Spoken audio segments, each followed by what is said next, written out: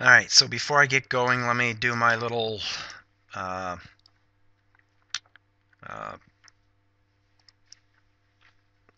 animated crazy talk so that you get it clear. Your projects, are we recording?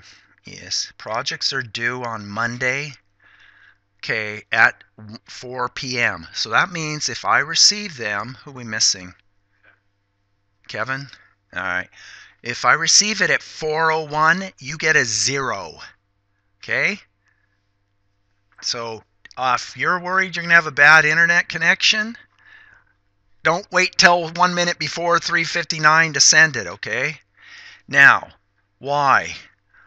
You've been putting a lot of time in on these projects, right? Presumably. Costas, you haven't? um, I don't want the last week before the final for you to be bogged down. So we don't have any homework due next week and we don't have any project due. So you get your project done and submit it. As soon as you submit it, I will respond. So if you submit it Sunday, well, I mean, as long as I'm not sleeping or whatever. If you submit it Sunday night, I'll respond if I'm still awake. I got it. So you know I got it, all right? Don't turn it in tomorrow and then say, oh, well, I got an error. I'm going to refix this and turn it in. I hate that. If you're going to turn it in, turn it in. I mean, stuff happens. So if you have to do it, you have to do it. But try not to, turn it in a week early or whatever. Or I guess you can't now. And then turn it in a couple more times after that. All right. Is everybody clear if I've been animated about 401 and getting 0? Okay, and the reason I want you to be able to focus on this class or your other class and study for the final and do well so you get an A. All right, I want to give good grades. It never ends up happening like that. Okay, so let's go through the homework if there aren't any other questions. So let's do problem 7.5, and one of the reasons I'm going to spend the time on this, besides these problems are so ridiculously easy, is that if I ask them on the final exam, I want to make sure you get them right. Okay, and if I don't go over them, then how do you know how to do it? So let's do, does it seem lighter in here than normal? Yeah, whatever. So let's do 7.5 first. So 7.5 says show using simulations. The modulator 7.2 is correct. Equation 733 is correct. So let me pull that up.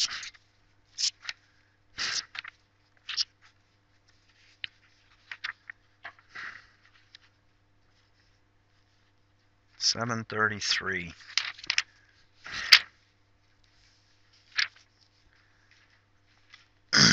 So this equation right here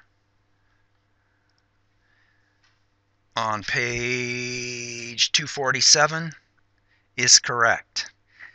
So AOL is what? Open loop gain of the op amp. So, and it says verify it with simulations. So I'm going to write this on the following page, and I'm going to write this on the notes, and then we're going to do some calculations, and I'm going to verify with simulations that this is correct. All right.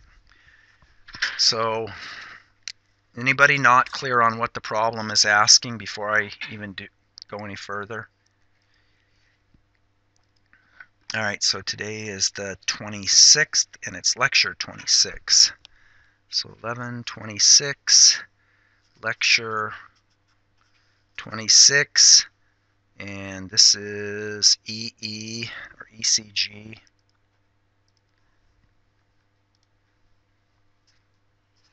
(722) mixed signal. This was 7.5. And the equation that we're talking about is V out of Z is equal to Z to the minus 1 over 1 plus CI over CF times 1 over AOL times VN plus some other stuff. And this is equation 7.32. And then my error term, error here is CI over CF times 1 over AOL. And this is equation 7.33. Okay, so let's pick an AOL, do some calculations. So AOL is 10, let's say, and CI over CF equals 1, for example. So then Vn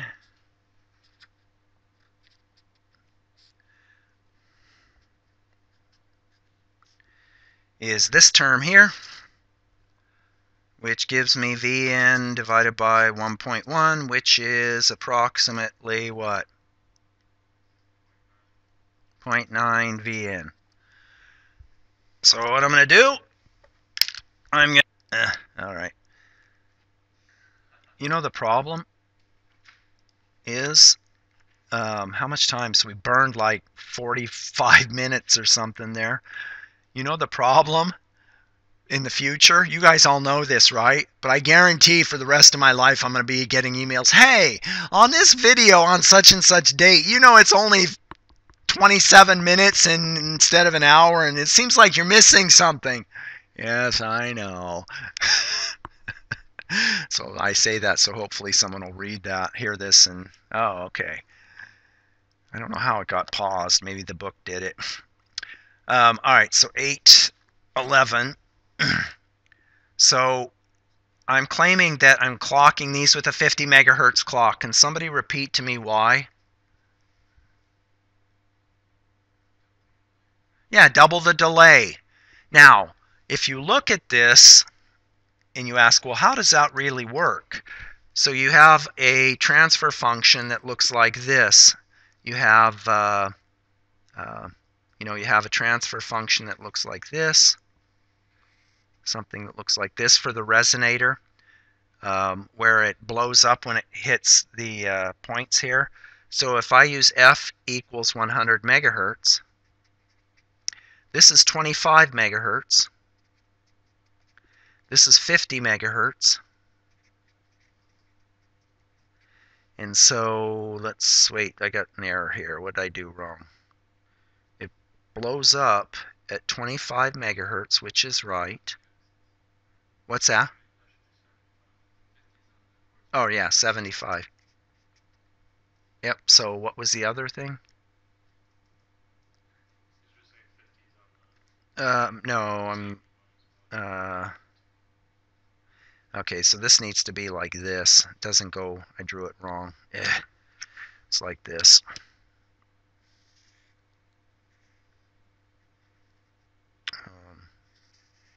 So this would be 25 and this would be 75, right? But our sampling frequency is 100 megahertz. So our basic spectrum is 50 megahertz. So even though we're using 100 megahertz, we're using the fact that the spectrum repeats at 50 megahertz intervals. Does everybody follow that? So in a digital system, the frequency response always repeats at multiples of the sampling frequency. So this is actually 12.5 and this is actually 37.5, and then on the next one it goes to 25 and to 75, right? Because it keeps repeating multiples of 50 megahertz. Did I lose everybody on that? Let me ask a simpler question. I want to make sure everybody gets this point, and so, oops.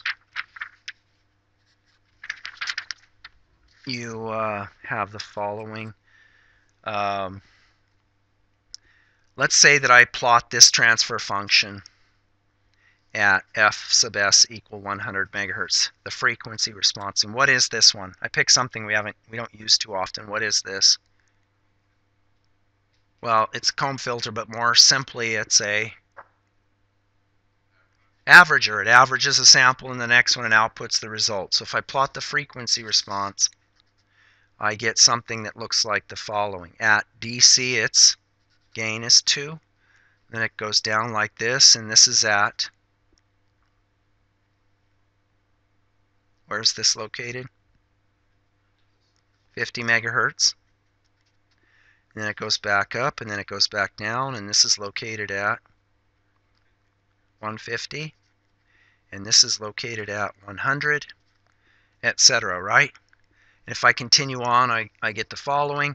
I could just as easily say, hey, my sample frequency is 200 megahertz instead of 50 megahertz, and I use this spectrum, so I'm clocking this at only 100, but then I use the sampling frequency 200, and I get the same frequency response. I'm using the same exact idea for the resonator circuit. Does everybody follow? Yeah, but I'm really not, because I'm using the 25 megahertz or the F sub S over 4, but I'm really clocking it at 50. Does anybody follow that? So let's do it for the resonator.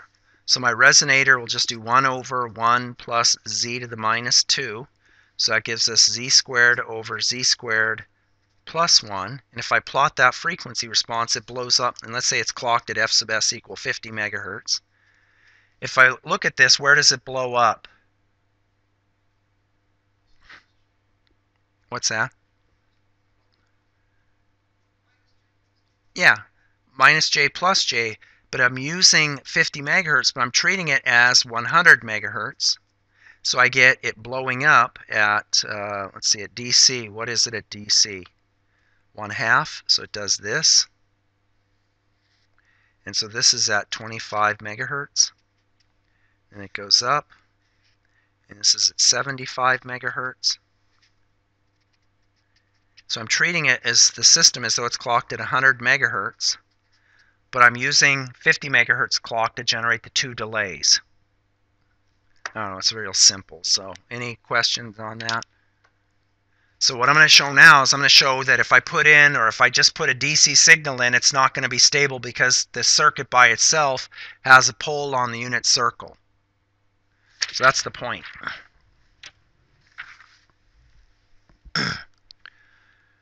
So let's see, what's our input here? This is 11. Let's go ahead and put amplitude as 0 and just see if we can get it to go unstable with no input.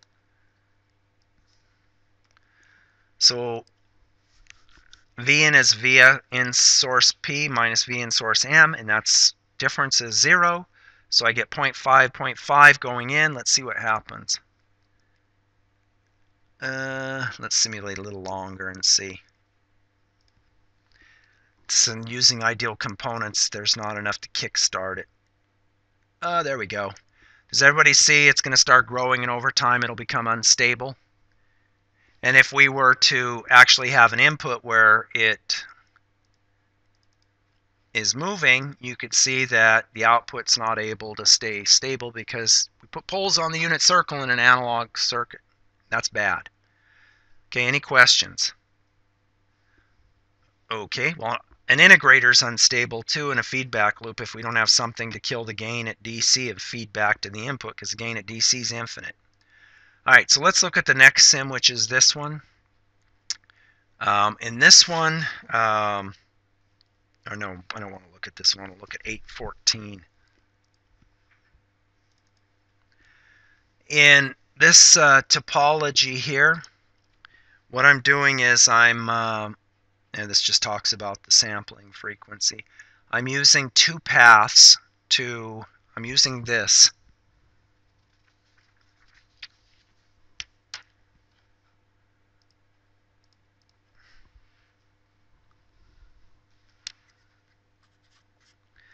I'm using a resonator clocked at 50 megahertz, which is z to the minus 1 over 1 plus z to the minus 1 at 50 megahertz to get the two delays. And I'm using another one that's clocked on the opposite phase. And so if I combine these together using polyphase DSP, what's the resulting transfer function? What do I replace the z with? We went over this when we talked about the K path. No? Let me pull it up in the book.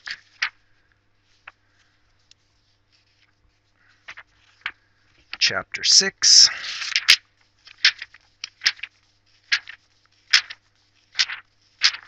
somewhere. Or maybe it's chapter 5. You would think I would remember. Where do we talk about multi-phase signal processing? Oh, right here.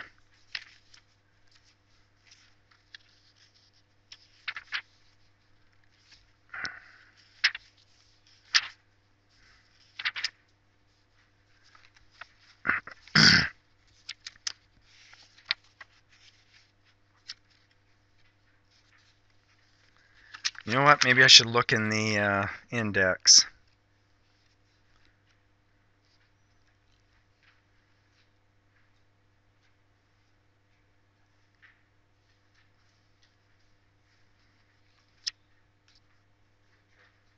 Chapter what? Chapter 2?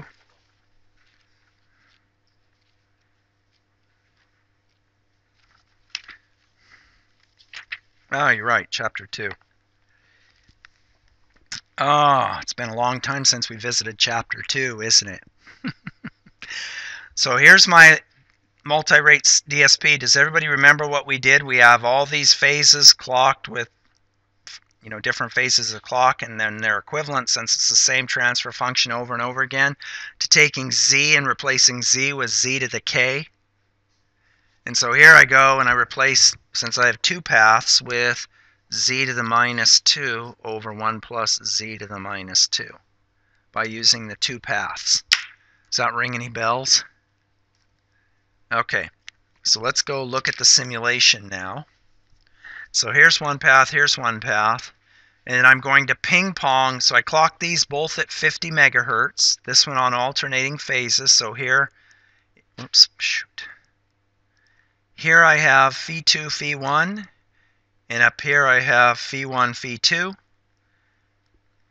And now I run the simulation, and what I'm going to do is I put switches on the output. So on one part, Phi1's high, I take these two, and Phi2's high, I take these two. So I get 100 megahertz output, even though these are clocked at 50 megahertz. So I hit run, and I get my output here, switch capacitor, and it's rolling, rolling, rolling.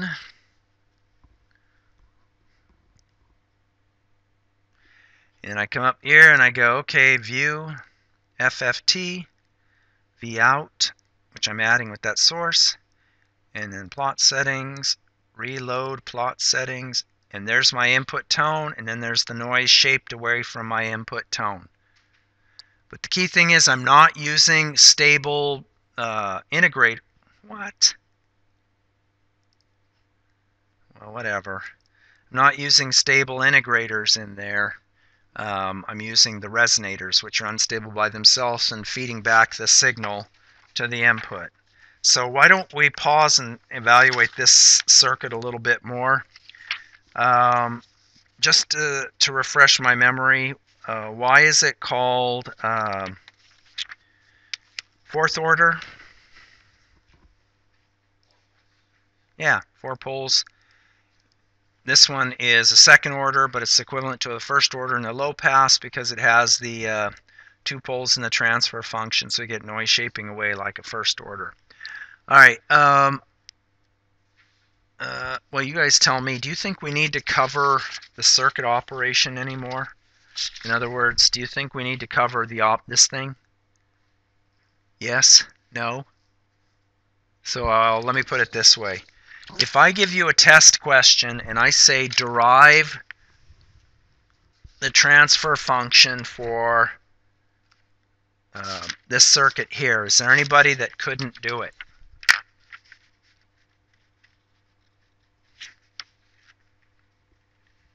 Wenlan, could you do it?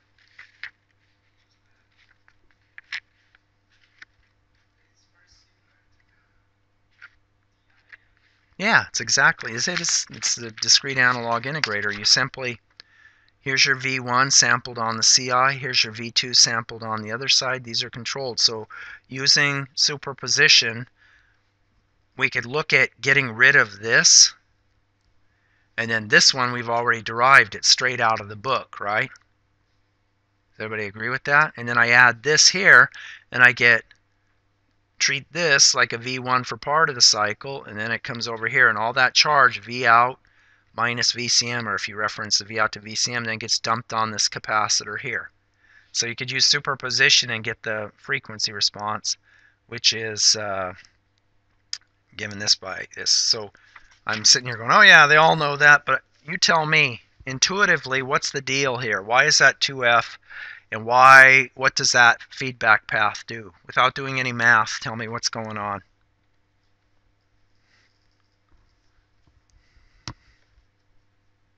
Okay, if I don't have this feedback path, how does this change? Let's ask a simpler question. Without this path here, how is this changed?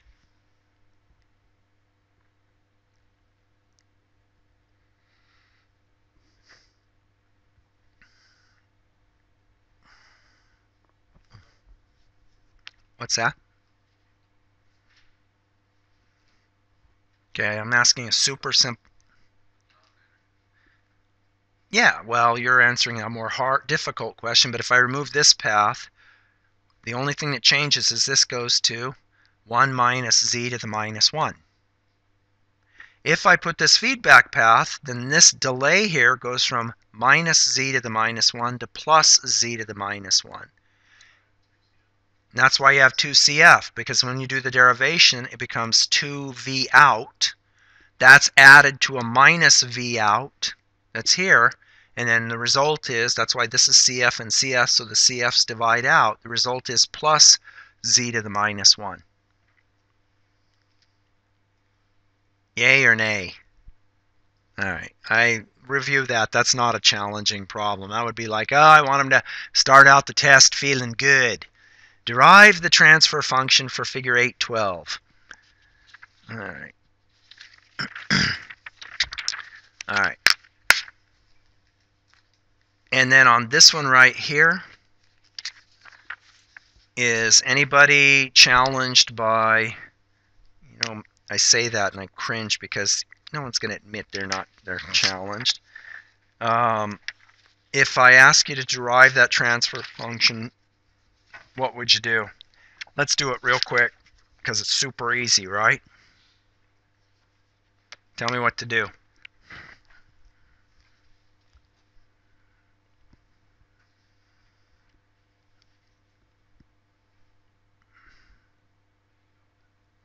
V out, let's go V in minus V out times G1 divide by 1 plus z to the minus 2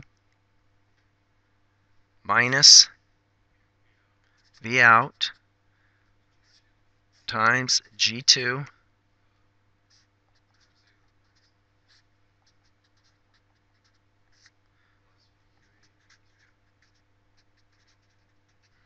Now what?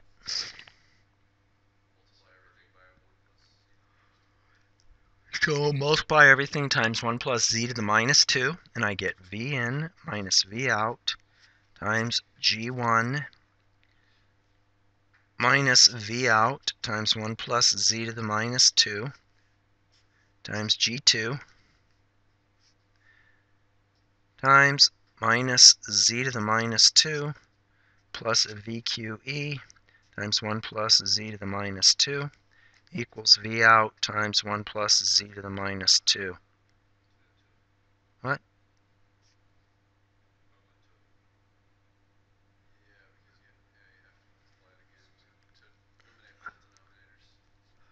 Oh, yeah.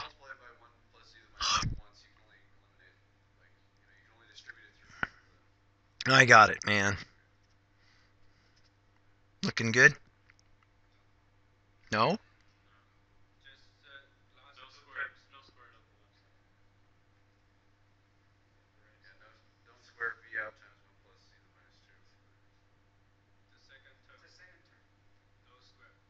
This one?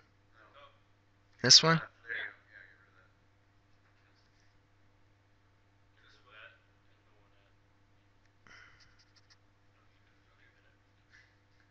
Wait, 1 plus z to the minus 2, 1 plus z to the minus 2, 1 plus z to the minus, oh, but then we still have that, so we multiply through again.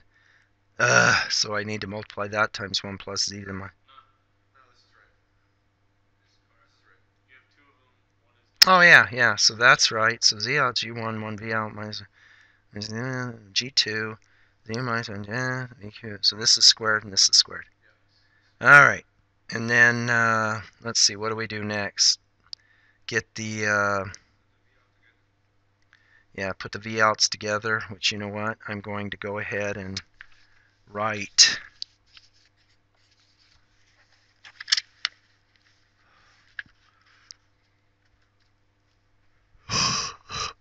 Vn Vn times G1 G2 minus Z to the minus squared plus V out times G1 G2 Z to the minus 2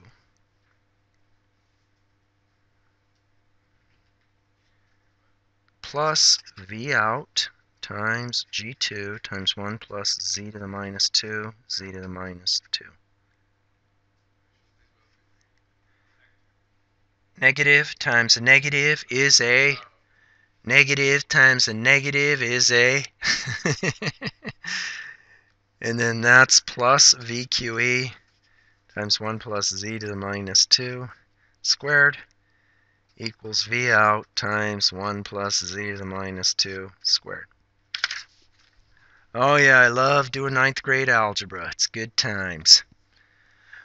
Alright. What's that? Said no one ever. See, I need my t-shirt. Another day goes by and I still had to do algebra. Okay, so tell me what to do here.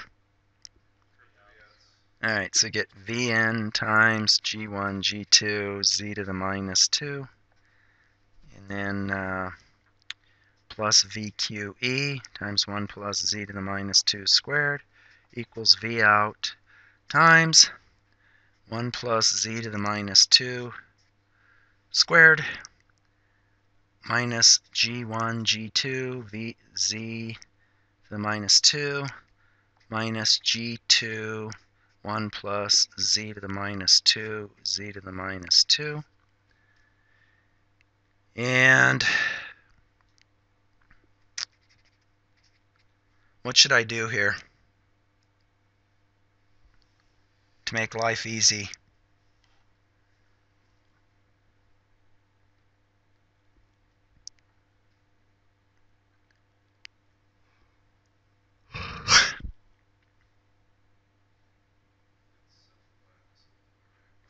Yeah, I can simplify, but I mean, I don't want to continue carrying all those G's through, so what should I do? And plus, what didn't I not put in there? Gain of the comparator. So why don't I just set G1, G2 equal to 0? And so then I get 1 plus 2Z to the minus 2 plus Z to the minus 4 minus Z to the minus 2, and then minus Z to the minus 2 minus Z to the minus 4 for this stuff. Does everybody agree with that?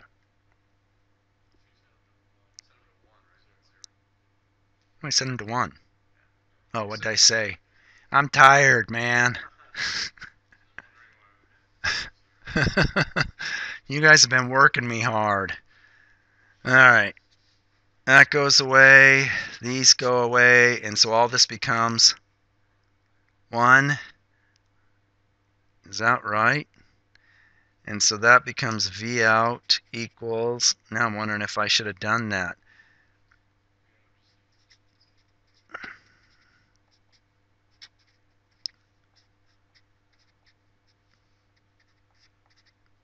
That doesn't look right.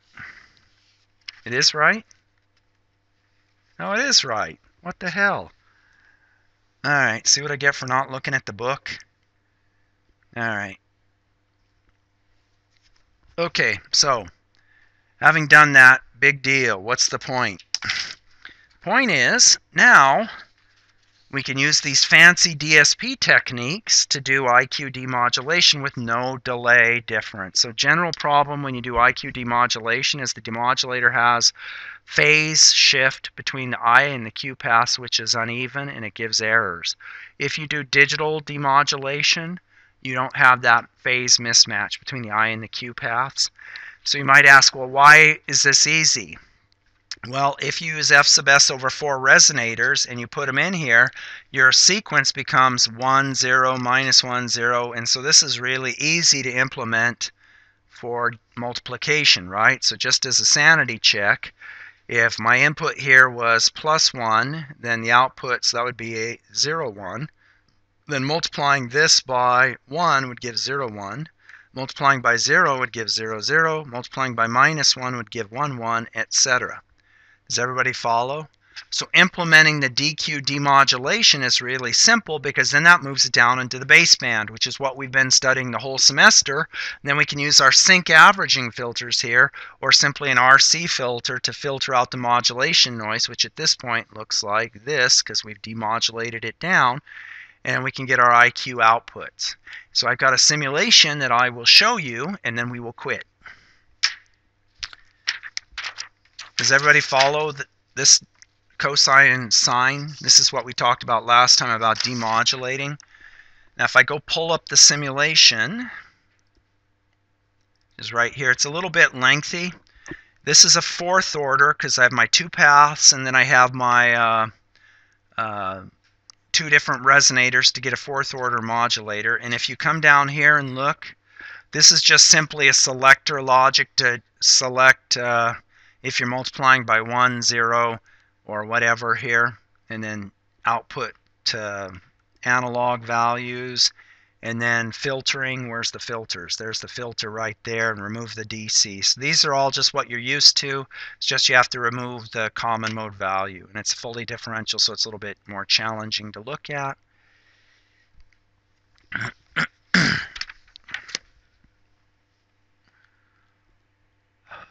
So we can go look,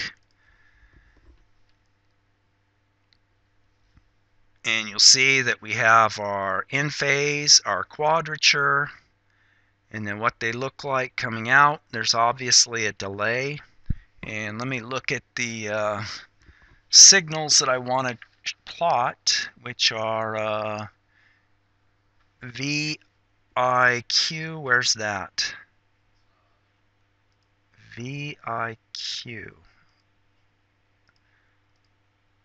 Yeah, let me go down and see what's going on here. So there's VIQ, there's VQ, VI, VQ. Why did I put a 10 nanosecond here? Yeah, to make it in phase and quadrature, right? I can't do a cosine signal in LT Spice, I can only do a sine. And then here's my modulation where I'm modulating the amplitude of the IQ signal so I can see the output at 50 kilohertz. And then you can see, let's see, there's my VAI, that's my input signal. And then I've got my quadrature out. Why is it that I didn't plot it the same way as the book? VAI. So there's the in phase part.